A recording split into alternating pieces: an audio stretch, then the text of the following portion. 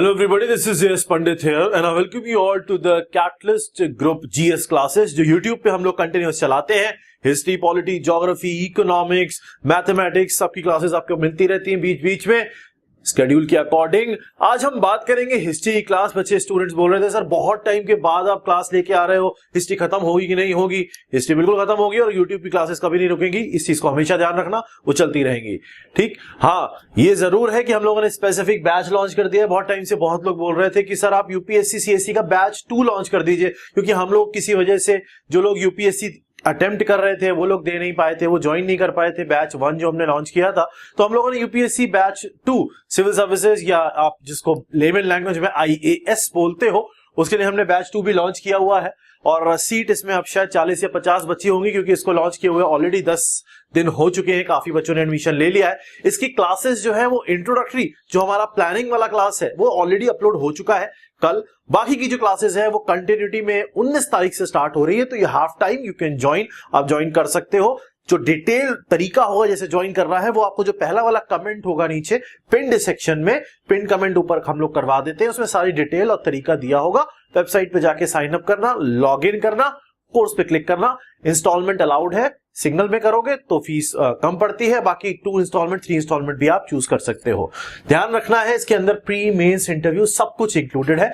History की अगर हम बात करेंगे तो 300 से 400 क्लासेस सिर्फ हिस्ट्री की होने वाली है, प्री मेंस मिला के, और सिमिलर तरीके से हर सब्जेक्ट की होंगी।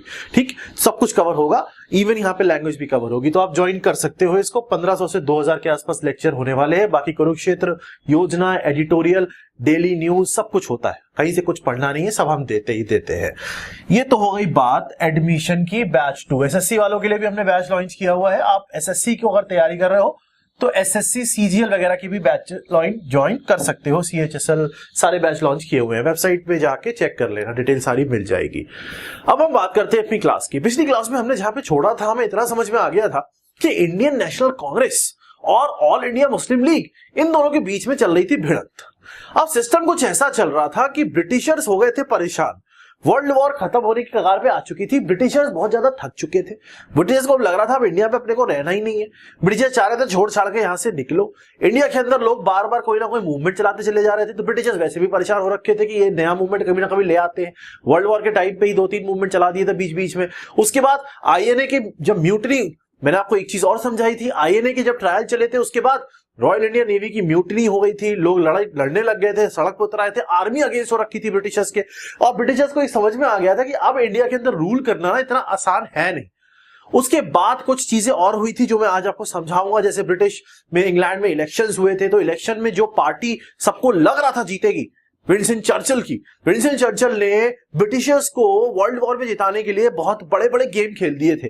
फिर भी विंस्टन चर्चिल हार गया था एक लेबर पार्टी के लीडर के सामने, जिसका नाम था क्लेमेंट एटली।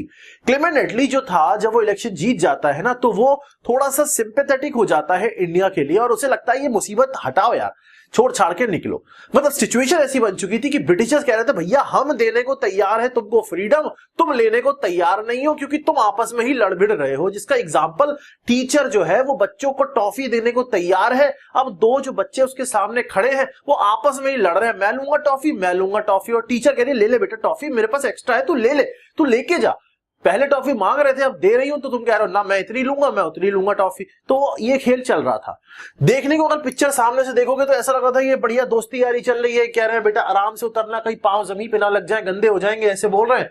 लेकिन रियलिटी की अगर बात करोगे तो ये थी रियलिटी। दरार बहुत तगड़ी बन चुकी थी, और इस दरार को फेविकोल से चिपकाने का काम अब ब्रिटिशर्स को करना था। ब्रिटिशर्स ये देख रहे थे कि यार ये लोग आपस में लड़ भिड़ रहे हैं, अगर ये ऐसे लड़ते भिड़ते रहेंगे, क्योंकि बार बार कोई ना कोई प्लान लाते थे, वो बार बार वो प्लान फेल हो जाते थे। फिर आपने पिछले इलेक्शन में ये भी देखा होगा कि कांग्रेस और मुस्लिम लीग आपस में दोस्ती करने की भी कोशिश कर रहे थे कि तुम ऐसा कर लो, हम ऐसा कर लेते हैं।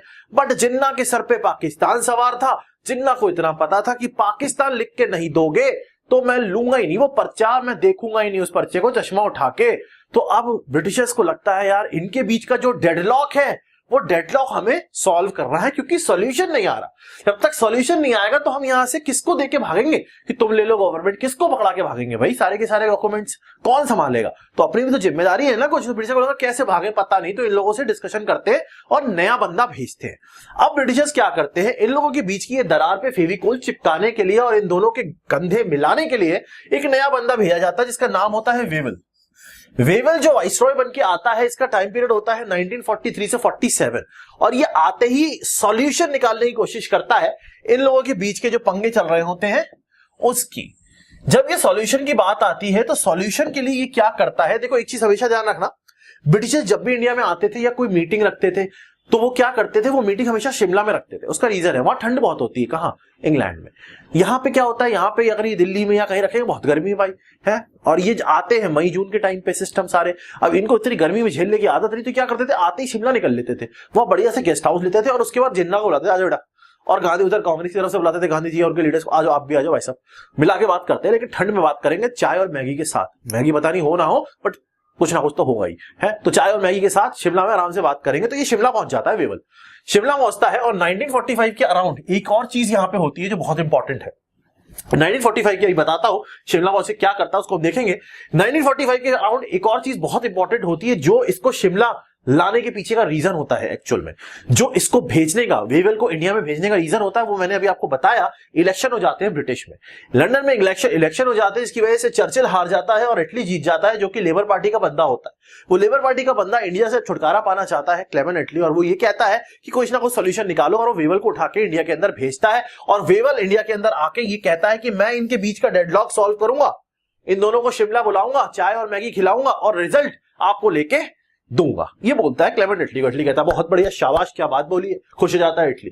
उसके बाद ये भी कहता है कि जो मैं गवर्नमेंट बना के आऊंगा वहां पे, वो गवर्नमेंट किसी ना किसी को सिस्टम बना के पूरा दे के आऊंगा। मतलब ऐसा सिस्टम तैयार करूंगा, ऐसा कॉन्स्टिट्यूएंट असेंबली तैयार करूंगा जो आगे की सिस्टम संभाल ले, हमारे सर से बोझ हमें हटाना। अब ये पतली गली से निकलना चाह रहे हैं, सीधी सी बात ये है, ब्रिटिशर्स हर तरफ से प्रेशर बन चुका है, पतली गली से निकलना चाह रहे हैं बहुत दूर। तो ये कहता है वेवल कि मैं कॉन्स्टिट्यूएंट असेंबली भी फॉर्म करवा के आता हूं, बहुत जोश में आता है यहाँ पे, और बहुत ही जोश के साथ वापस चला जाता है। वेवल कुछ जिम्मेदारी लेके आता है, ये टोपी लगाए हुए वेवल है, और ये आते हैं और कहते हैं, एक तो मैं पूरा का पूरा जो एग्जीक्यूटिव काउंसिल है, मैंने आपको शुरुआत में ही समझाया है, गवर्नर जनरल का एग्जीक्यूटिव काउंसिल होता था जिसके थ्रू वो सारा सिस्टम चलाता था, वो पूरा का पूरा रिकंस्ट्रक्ट करूंगा, सारे इंडियंस को उसमें डालूंगा, ठीक है। और एक कॉन्स्टिट्यूएंट असेंबली भी बनाना बिल्कुल जरूरी है, क्योंकि वही तो आगे की चीजें संभालेंगे, जिम्मेदारी कौन लेगा, वो असेंबली लेगी। और इनके बीच के जो पंगे चल रहे हैं वो सॉल्व करूंगा। ये सॉल्व करने के लिए दोनों को बुलाता है, कहता आ जाओ। और एक शिमला कॉन्फ्रेंस होती है 1945 जून में। जून आप जानते हो कितनी गर्मी है, तो जून यहाँ नॉर्मली तो ले नहीं पाएगा कोई नॉर्थ इंडिया के अंदर कॉन्फ्रेंस, और खासतौर से ये गोरे जो बाहर से आए। ये कहता है भाई शिमला चलो, और ले जाता है दोनों को शिमला। आज टूर बना के आते हैं और इसको बोलते हैं शिमला कॉन्फ्रेंस। अगली बार से कभी जिंदगी में भूलोगे नहीं आप कि शिमला कॉन्फ्रेंस क्या थी। शिमला कॉन्फ्रेंस, वेवल आया था, ठंड में दो लोगों को बुलाया था, जिन्ना और कांग्रेस की तरफ से कोई भी आ जाओ, अपने को सॉल्व करने से मतलब है। 1945 जून में, गर्मी में ही आएगा ना, ऐसे याद हो जाती चीजें। आ जाओ आगे। ये दोनों के सामने रखता है कुछ प्लान, कहता है भाई साहब ये लो मेरा प्लान। और मैंने आपको शुरुआत से समझाया है, जिन्ना वो चीज एक्सेप्ट नहीं करेगा जिसके ऊपर पाकिस्तान नहीं लिखा होगा, जिन्ना उस चीज को एक्सेप्ट नहीं करेगा। पाकिस्तान चाहिए उसको, सीधी सी बात है। वेवल का पहला प्लान होता है, वो ये कहता है all members of executive council will be Indian, सारे मेंबर इंडियन होंगे। लोग कहते हैं वाह वाह बहुत बढ़िया। Except the viceroy and commander, लोग कहते हैं क्या बदतमीजी हुई। ये आईब्रो एक ऊपर हो जाती है लोगों की कि भाई तुम सारे मेंबर को इंडियन दे रहे हो, और फिर वाइसरॉय कहां से आ गया और कमांडर इन चीफ कहां से आ गया, ये दोनों इंडियन नहीं होंगे। ये वेवल प्लान कहता है, ठीक है। Next, Hindu and Muslim will have equal representation. यहां पे इस लाइन को ध्यान से पढ़ना, Hindu and Muslims will have equal representation, मतलब हिंदू और मुस्लिम दोनों बराबर के रिप्रेजेंटेशन देंगे कॉन्स्टिट्यूएंट असेंबली के अंदर। अब आप यहां पे ध्यान रखना, यहां मुस्लिम लिखा है, इंडिया के अंदर मुस्लिम्स केवल ऑल इंडिया मुस्लिम लीग में ही नहीं थे, मुस्लिम्स कांग्रेस में भी थे, मुस्लिम कांग्रेस का भी पार्ट थे। इसका मतलब यहां पे अगर हिंदू एंड मुस्लिम्स लिखा है तो वो मुस्लिम यहां पे लिखा हुआ है, वो कांग्रेस का भी हो सकता है और मुस्लिम लीग का भी हो सकता है। समझ में आ रहा है? मुस्लिम लीग यहां को अपने से उन मुस्लिम से भी अलग कर रही है जो मुस्लिम्स जनरली, देखो मुस्लिम तो कम्युनिटी हुई ना, लेकिन ऑल इंडिया मुस्लिम लीग उन मुस्लिम से अपने आप को डिटैच कर चुकी थी जो लोग कांग्रेस को सपोर्ट करते थे। ध्यान रखना इस चीज को। अभी इसकी वजह से जिन्ना बोरा जाएगा। नेक्स्ट, ये कहता है मैं रिकंस्ट्रक्ट करूंगा पूरे काउंसिल को और एक इंटरिम गवर्नमेंट बनाऊंगा। इंटरिम गवर्नमेंट का मतलब होता है बीच वाली गवर्नमेंट। बीच वाली गवर्नमेंट मतलब एक टेम्परेरी गवर्नमेंट, जब तक परमानेंट गवर्नमेंट नहीं हो जाएगी, इलेक्शन नहीं हो जाएंगे, तब तक एक टाइम पास गवर्नमेंट बन जाएगी, वो इंटरिम गवर्नमेंट बनती है। ठीक है, जिन्ना की शक्ल हो जाती है ऐसी, कैसी सर, ऐसी, आंखें ऐसे और मुंह ऐसे। जिन्ना कहता है भाई साहब पहली चीज तो पाकिस्तान यहां लिखा नहीं है, तो मैं तो मानूंगा नहीं। दूसरा पॉइंट, अगर तुम ये फालतू बकवास पेल भी रहे हो यहां पे, तो ये जो लिखा है ना हिंदू एंड मुस्लिम, इसमें मुस्लिम को हटा के ऑल इंडिया मुस्लिम लीग लिखो कि वहां पे जो कॉन्स्टिट्यूएंट असेंबली होगी उसमें हिंदू भी होंगे और उसी के हिसाब से जो मुस्लिम भी होंगे, लेकिन वो मुस्लिम होंगे मुस्लिम लीग के ही। तो अब ये तो बदतमीजी है। कांग्रेस कहता है ये क्या बदतमीजी है भाई, है मुस्लिम को मुस्लिम लीग से मतलब ये क्या, आप क्या बदतमीजी कर रहे हो? मुस्लिम्स तो मुस्लिम्स हुए ना, आप कहीं के भी हो सकते हैं, है ना। आप ये तो गलत कर रहे हो, तो आप उन मुस्लिम्स के साथ ये गलत कर रहे हो जो मुस्लिम्स हमारी पार्टी से बिलोंग करते हैं या फिर मुस्लिम लीग से बिलोंग करते ही नहीं, किसी से नहीं बिलोंग करते, इंडिपेंडेंट है। ये तो गलत बात है, बिल्कुल गलत बात है। तो कांग्रेस कहती है ये तो बदतमीजी दे रहे हैं, ये हम नहीं मानेंगे इन चीज को। तो वेवल कहता है यार फिर कोई बात मत करो ऐसी, मैं ऊपर वहां पे बोल के आया हूं कि मैं तुम्हें यहाँ पे फ्री करके जाऊंगा और सारा सिस्टम बना के जाऊंगा, मैं उनको बोल के आया हूं अटली जी को। अब वो गुस्सा हो जाएंगे, वैसे ही गुस्सैल आदमी है। गांधी जी कहते हैं ना, जिन्ना कहता है निकल। यहां पे सिस्टम ऐसा बन गया, ब्रिटिशर्स कह रहे हैं भाई साहब ले लो फ्रीडम ले लो, कांग्रेस कह रही है दे दो मुझे दे दो, और मुस्लिम लीग भी कह रही है मुझे भी दे दो, लेकिन ये कह रहे हैं हम दोनों को अलग अलग दे दो। क्या फ्रीडम, अलग अलग फ्रीडम मांग रहे हैं दोनों, वो देने को तैयार है और ये आपस में भिड़े जा रहे हैं, ये आपस में लड़े जा रहे हैं, नहीं मैं छीन लूंगा मैं छीन लूंगा। ब्रिटिशर्स का सर एकदम गर्म हो रखा है और ब्रिटिशर्स एकदम दिमाग के खराब हो चुके हैं।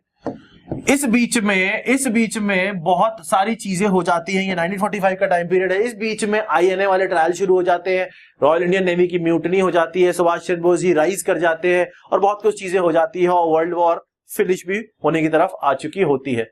इसका मतलब यहाँ पे एक चीज समझ में आ चुकी है कि बहुत सारी चीजें हो गई हैं, यहाँ पे वर्ल्ड वॉर भी फिनिश हो गई है, बहुत सारी चीजें हो चुकी है। अब क्या होता है, ब्रिटिशर्स को लगता है कि ये ऐसे नहीं मानने वाले, क्योंकि हमें तो यहां से छोड़ के निकलना है, तो अब हम क्या करते हैं, अब हम कोई और सिस्टम, कोई और चीज अनाउंस करते हैं, कोई और गाजर पकड़ाते हैं। वहां के जो क्लेमेंट एटली नए प्राइम मिनिस्टर होते हैं, ये फरवरी 1946 में एक कमीशन बनाते हैं इंडिया में भेजने के लिए। उस कमीशन के अंदर 3 मेंबर होते हैं इंपॉर्टेंट। पहला होता है पेंथिक, लॉर्ड हटा देना क्योंकि ये हर जगह लिखा रहता है, बट एग्जाम में लिख देना, मन में मत रखना। एक आता है पेंथिक लॉरेंस, ये सेक्रेटरी होता है वहां पे स्टेट, मतलब ब्रिटिश पार्लियामेंट का मेंबर होता है। दूसरा होता है स्टैफोर्ड क्रिप्स, ये प्रेसिडेंट होता है बोर्ड ऑफ ट्रेड का, और ये वही क्रिप्स है जो पहले चिप्स खिला के जा चुका है, 2 क्लास पुरानी, देख लेना प्लेलिस्ट में लिखी होगी सारी की सारी। क्रिप्स कहता है मैं पहले भी जा चुका हूं, मैं जानता हूं यहाँ पे इन दोनों से कैसे निपटना है, ये दोनों लड़ रहे हैं, मैं खेलना जानता हूं, मुझे लेके चलो, मैं निपटा के आऊंगा। कहता है ठीक है। क्रिप्स ये वही क्रिप्स है जिसको चर्चिल ने इसके अगेंस्ट में गेम खेल के इसका गेम खराब किया था और इसको वापस बुलाया था, इसको सपोर्ट नहीं दिया था। क्लास देखना पुरानी वाली कहानियां। क्रिप्स कहता है कि मुझे भी लेके चलो, मैं होना चाहता हूं, मैं जानता हूं सब चीजें। वो कहता है एटली की ठीक है जाओ देख लेते हैं भाई तेरा भी। उसके बाद दूसरा ये एवी अलेक्जेंडर का नाम लगा के अपने आप को बहुत बड़ा हीरो समझने लगता है, ये भी आ जाता है यहाँ पे। ये 3 मेंबर इंपॉर्टेंट आते हैं और ये तीनों मेंबर लेके आते हैं अपना मिशन, जिसको बोला जाता है cabinet mission plan. Cabinet mission plan Attlee के थ्रू जो स्टार्ट किया जाता है वो 1946 के फरवरी में कर दिया जाता है और उसके बाद मार्च में वो इंडिया में आ जाता है। अब कैबिनेट मिशन जब इंडिया में रिसीव होता है, उसके बहुत सारे प्रपोजल्स होते हैं, बहुत सारे उसके अंदर पॉइंट्स होते हैं, किसके अंदर, कैबिनेट मिशन के अंदर। अब ये नेक्स्ट अटेम्प्ट है ब्रिटिशर्स का, ब्रिटिशर्स भागना चाह रहे हैं, वेवल प्लान फेल हो चुका है, अब वो कोशिश कर रहे हैं कैबिनेट मिशन प्लान लेके कुछ ना कुछ सोल्यूशन निकाला जाए, 3 मेंबर भेजे जाए, काफी सीनियर मेंबर भेजे गए। ये जो मिशन कहता है, ये मिशन सबसे पहले देखो मजे वाली चीज, इस मिशन में सबसे पहले जो लाइन लिखी होती है वो ये लिखी होती है, it clearly rejected the demand of Pakistan. कहता है पाकिस्तान तो नहीं मिलेगा। अब आप मुझे बताओ क्या जिन्ना इस चीज को एक्सेप्ट करेगा? ना। जिन्ना को एक्सेप्ट कराने के लिए इन्होंने बहुत सारी कंफ्यूजिंग चीजें इस प्लान के अंदर डाल दी। इन्होंने कहा कि अब हम क्या करेंगे, ग्रुपिंग करेंगे, और ये जो ग्रुपिंग होंगी ये पूरे की पूरी इंडिया में जो रीजन है उनको 3 सेक्शन में, 3 भाग में डिवाइड कर देगी। 3 भाग कर देंगे हम इंडिया के। पहला भाग होगा कैबिनेट मिशन प्लान की बात हो रही है, पहला भाग होगा सेक्शन ए। सेक्शन ए के अंदर मद्रास, बॉम्बे, सेंट्रल प्रोविंसेस, उसके बाद यूनाइटेड प्रोविंसेस, मतलब यूपी, उत्तर प्रदेश का पहले नाम यूनाइटेड प्रोविंसेस था, बिहार, उड़ीसा, मतलब बेसिकली हिंदू मेजोरिटी जो एरियाज है उनको सेक्शन ए में डाला जाएगा। स्कूल में होते हैं ना सेक्शन ए बी सी। उसके बाद सेक्शन बी में Punjab, north west frontier province और सिंध, मतलब जो मुस्लिम मेजोरिटी प्रोविंसेस है वेस्टर्न वाले रीजन की, उनका एक ग्रुप बनाया जाएगा।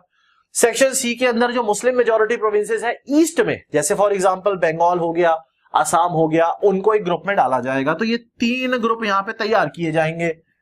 ठीक है, क्लियर है।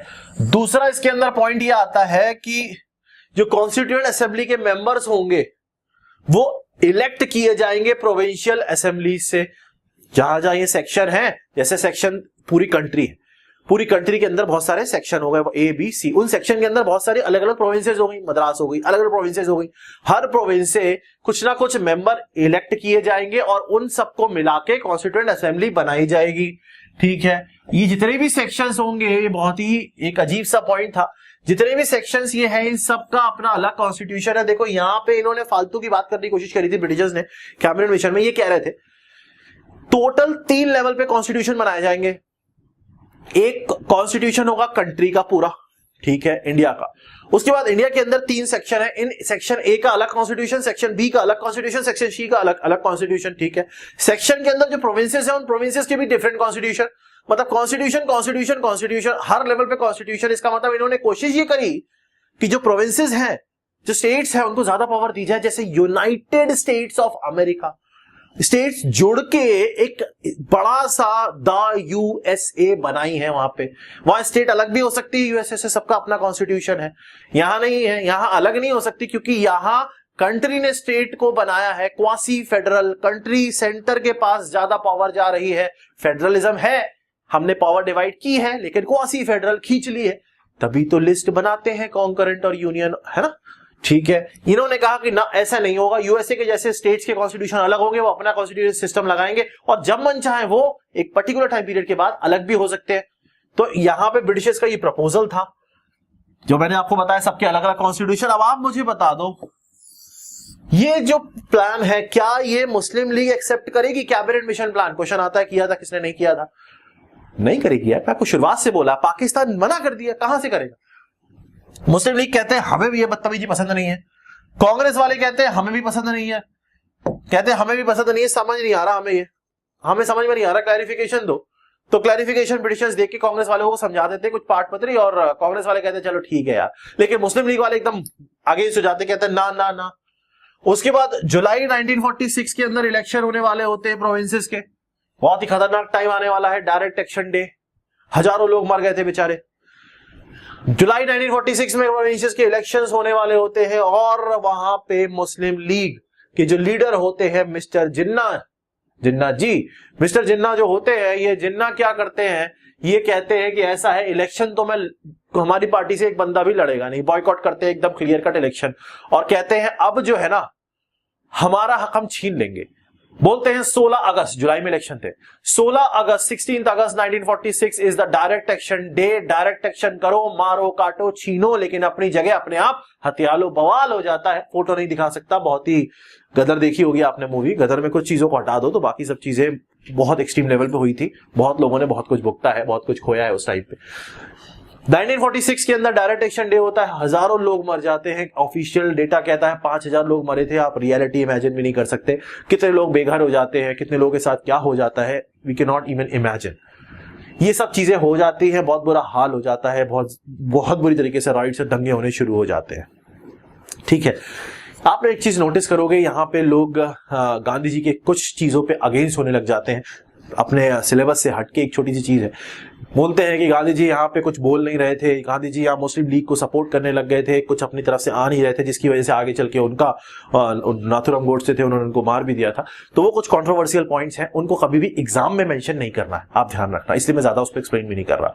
हम जो पढ़ रहे हैं हमें उतना ही पढ़ना है, जितना मैं बताता हूँ उसको हर तरीके से मैं समझाता हूँ आपको, हर लेवल पे। क्योंकि कुछ चीजें क्या होती है, कभी कभी कुछ लोग पढ़ाते पढ़ाते कुछ चीजें ऐसी बच्चों को बता देते हैं, फिर वो बच्चे एग्जाम में, बच्चों तो स्टूडेंट है ना, जो बताओगे वो समझेगा, वैसे ही लिखेगा, वो लिख देते हैं, वो नंबर उड़ जाते हैं। और खासतौर से उससे आपके जो डिप्लोमेटिक जो आंसर्स होते हैं वो डिप्लोमेटिक नहीं रहते, वो सिस्टमैटिक नहीं रहते, वो गलत हो जाते हैं। मैं यूपीएससी मेंस की बात कर रहा हूं, ऑब्जेक्टिव में तो इट्स फाइन, वैसे क्वेश्चन आते ही नहीं है, बट जो मेंस को अटेम्प्ट करते हैं उनको बहुत समझ सोच के लिखना पड़ेगा। तो जो हम कोर्सेज कराएंगे, जो हम चला रहे हैं कोर्स, उसमें हम सब चीजें आपको कराते हैं और कराते रहेंगे और कराएंगे, और कॉपी भी आपकी चेक होती है। जो लोग क्लास में हो उनको पता है, हम लोग रोज जो एडिटोरियल आप लिख के भेजते हो, हमारी टीम है, हमारी फैकल्टीज है, वो सब चेक करके आपको बताते हैं आपकी कमियां। इतने सारे लोग मर जाते हैं। उसके बाद 10 सितंबर 1946 के अराउंड नेहरू जी एक इंटरिम गवर्नमेंट बना लेते हैं, कहते हैं भाई जिन्ना तुम तो सुधरोगे नहीं, हम अपनी गवर्नमेंट बनाते हैं। जवाहरलाल नेहरू अपनी गवर्नमेंट बना लेते हैं और इन दोनों के बीच में टेंशन चलने लगती है। किसके किसके बीच में बहुत ज्यादा टेंशन हो रही है, दंगे फसाद हो रहे हैं, कंटिन्यूसली दंगे चलते चले जा रहे हैं। उसके बाद अक्टूबर 1946 में ही ऑल इंडिया मुस्लिम लीग अब उस इंटरिम गवर्नमेंट को ज्वाइन कर लेती है।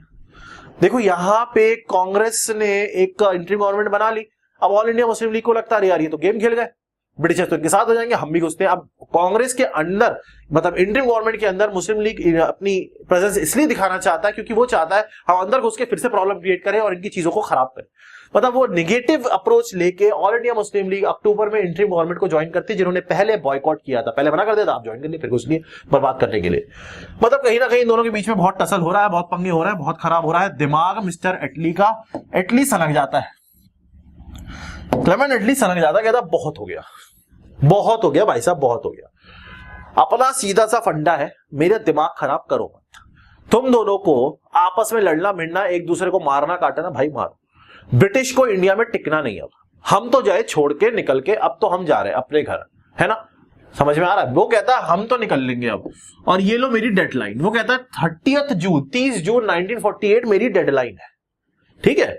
ऐसे होता है ना, बच्चे शैतानी करते हैं तो टीचर कहता है बेटा ये है, इस दिन तक होमवर्क कर लेना मतलब देख लेंगे फिर। तो ये एटली ये कहता है 30 जून 1948 तक तुम अपना सुलटा लो जो तुम्हारे बीच में चल रहा है, बता दो हमें, हम कुछ नहीं कर रहे हैं, बहुत प्लान लिया है, बहुत आदमी भेज दिए, तुम समझ नहीं रहे हो, अब तो तुम हमें बताओ क्या करना है और हम उस बंदे को लेके निकल लेंगे। अगर तुम दोनों नहीं सुलटा पाते हो अपने बीच के प्रॉब्लम्स इतनी डेट तक, तो मैं नॉर्मल बंदों को देके गवर्नमेंट निकल जाऊंगा। ब्रिटिश इस डेट के बाद एक दिन भी इंडिया में रुकेगी नहीं और हम सारे के सारे लोग निकल लेंगे, फिर अपना जो करना है करो। इतनी देर से फ्रीडम दे रहा हूं, समझ में नहीं आ रहा यार तुमको किसको चाहिए, आपस में लड़ रहे हो, ऐसे कहता है। अब दोनों डर जाते हैं, अब कहते हैं अरे यार ये तो बदतमीजी हो गई, तो सुलटाना पड़ेगा, कुछ सॉल्यूशन निकालना पड़ेगा, तो अब सॉल्यूशन निकलेगा। यहाँ पे एटली डेट दे देता है और आप जानते हो हमें जो इंडिपेंडेंस हम जो फ्री हुए हैं वो 15 अगस्त 1947 को ही हो गए। तो इसका इस डेडलाइन का कितना बड़ा इफेक्ट पड़ा कि हम ऑलमोस्ट 1 साल पहले ही फ्री हो गए, तो वो हम देखेंगे नेक्स्ट क्लास के अंदर। और नेक्स्ट क्लास में हम फ्री हो जाएंगे, फ्री मतलब आप भी फ्री हो जाओगे और मैं फ्री नहीं होऊंगा क्योंकि मुझे डेप्थ में भी क्लासेस लेनी है और पॉलिटी और इकोनॉमिक्स ज्योग्राफी तो लेनी है। आप फ्री हो जाओगे, जो मॉडर्न हिस्ट्री के जो बेसिक एग्जाम देना चाहते हो उनके लिए वो कवर हो जाएगा। इतना समझ में आ गया होगा, सारी कहानी एकदम माइंड मैप बना के दिमाग में क्लियर हो चुकी होगी। पुरानी जिन्होंने क्लासेस नहीं देखी है प्लेलिस्ट में जाके जरूर देख लेना, क्लासेस सारी देखोगे तभी मजा आएगा। जिनको कोर्स ज्वाइन करना है यूपीएससी का या एसएससी का या ईपीएफओ का, सबकी वैलिडिटी हमने बढ़ा रखी है, एग्जाम डेट तक कर रखी है। यूपीएससी में आपको 2 कोर्सेज मिल जाएंगे, एक होगा आपका टारगेट 2021, एक 2021 प्लस 22, 16,000 इसकी फीस है, 20,000 उसकी फीस है, जैसे मन चाहे इंस्टॉलमेंट पे 2 या 3 दे सकते हो। एसएससी की 2872 फीस है, सीजीएल की। मिलते हैं नेक्स्ट क्लास के अंदर, नेक्स्ट सेशन के अंदर। अच्छा लगे तो बता देना, नहीं अच्छा लगे तो भी बता देना, लेकिन अच्छा लगना चाहिए क्योंकि अच्छा ही अच्छा होता है। तो मिलते हैं नेक्स्ट सेशन के अंदर। बाकी मोटिवेशनल सेशन आपको रेगुलर मिल रहे हैं। कल ब्रेन हैक आएगा, साइकोलॉजिकल ब्रेन हैक और शानदार ब्रेन हैक आएगा, क्योंकि मैंने इस बार सोचा है आपको एक सुपर ह्यूमन टेक्निक बताते हैं रिवीजन की, बहुत डिमांड आई थी, वो कल आपको मिल जाएगी। वो सब आप प्लेलिस्ट में चेक कर सकते हो। तो मिलते हैं नेक्स्ट सेशन के अंदर। बाकी पिन कमेंट चेक कर लेना, टेलीग्राम ग्रुप का भी लिंक दे दूंगा, वो भी ज्वाइन कर लेना, उसमें नोट्स वगैरह क्लास के बाद तुरंत चले जाएंगे। खुश रहो, मस्त रहो, ऐश करते रहो और पेरेंट्स को प्राउड फील कराने के लिए लगे रहो। Thank you. Have you ever tried thinking why you are not able to qualify different examination? That is engineering services, GATE और state services। कभी सोचा है क्यों selection नहीं होता है? Let me tell you. Let me give you the basic introduction कि होता क्यों नहीं है। Let me explain you the things. The reason is that because these examination need a perfect analysis. Analysis means you should know everything. So here in Catalyst Group, in my classes, where I'll give you the analysis of the exam, I'll give you the theory lectures, I'll give you the question lectures. What will do, will complete each and every question in the class, previous year से उठा के expected questions तक सब कुछ हम class में कर लेंगे। जितने भी हमारे पास ऑनलाइन कोर्सेज हैं, चाहे आईएएस के लिए हैं, चाहे गेट के लिए, चाहे एसएससी के लिए, और जो भी फैकल्टीज हैं, सारे फैकल्टीज गेट और आईएएस टॉपर्स हैं। अगर आप कैटलिस्ट ग्रुप ज्वाइन करते हो तो लेट मी टेल यू कि आपको क्या क्या फायदे मिलेंगे। Let's see that. पहली चीज आपको मिलेगी कि आपको एक्सपर्ट गाइडेंस मिलेगा, जितना भी फैकल्टीज का लाइव सेशंस मिलेंगे जहां पे आप फैकल्टी से अपने डाउट क्लियर कर सकते हो, फोन पे, व्हाट्सएप पे, आमने सामने बैठ के। सब फैकल्टीज के लिए आपके पास अपॉइंटमेंट होगा, आप उनसे डायरेक्ट डिस्कशन कर सकते हो। साथ में हम आपको नोट्स देंगे जो हमारे स्पेशल माइंड मैप्स की फॉर्म में नोट्स होते हैं, जिसमें आपको याद करना ईजी रहेगा। कुछ मोटिवेशनल सेशंस होंगे, प्रोग्रेस एनालिसिस होगी, नोट्स होंगे, हम अपना स्टडी मटेरियल आपको प्रोवाइड करेंगे, बुक्स आपको प्रोवाइड की जाएंगी, आपको A to Z each and everything provide किया जाएगा। हर कोर्स में हमारे पास मिनिमम से मिनिमम 1000 लेकर 2000 लेक्चर्स हैं, depending upon the course which you are taking. अलग अलग हमारे पास कोर्सेज हैं, डिफरेंट कोर्सेज हैं जो आप कंबाइन करके भी ले सकते हो। तो everything we have for you. So I welcome you all to the Catalyst Group. Visit the link below. Call us for admissions. Our new version 1.1 is already launched and admissions are open under all our courses. Thank you.